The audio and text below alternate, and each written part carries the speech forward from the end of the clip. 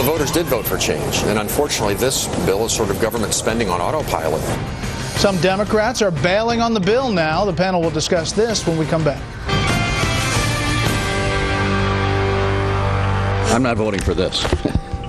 I've typically not voted for omnibus bills because they always end up like this, and you know, the president should veto it. Carl Cameron is reporting tonight that top Democrats are increasingly worried that they will not be able to get to the 60 votes needed to pass the $410 billion spending plan, and that could be a huge embarrassment for the president. We're back with the panel.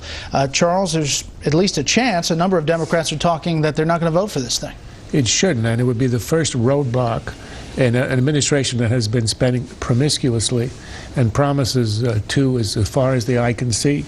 The president holds a session today in which he ostentatiously announces a curb on contracting, which will save a bit of money. At the same time, he's backing a bill which, as we heard from McCain and Bai, has got earmarks in it between 8,000 and 9,000. It's almost uncountable. I mean, I started out this administration agitated by its hypocrisies, but now I'm reaching a Zen-like serenity. I'm merely amused because it's so comical. This is a president who holds responsibility on fiscal affairs, a fiscal responsibility summit, a week after he signs the largest spending package in American history.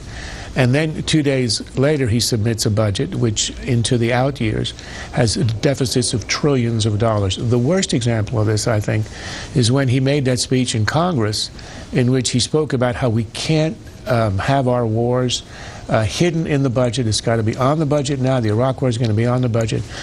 So what does he do? He includes it in the years 2011 until 2019, at which time practically all Americans are out of Iraq, simply as a way of then claiming a saving of $1.5 trillion because the war in Iraq is not continuing.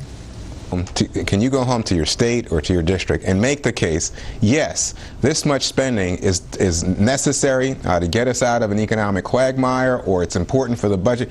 At some point, you break. At some point, you say, you know what, it's hard to make the case.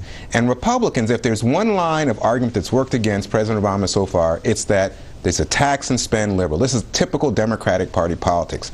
So far, they've been insulated from it by the fact that everyone says, crisis, crisis, crisis, the sky is falling. But as people now settle in, that argument is not working, and instead, the big pork spending, this ad about Jesus, and from the day Jesus was born, if you spent $1 million, you wouldn't have spent as much as we're going to spend now. People are listening, and I think it's having some effect.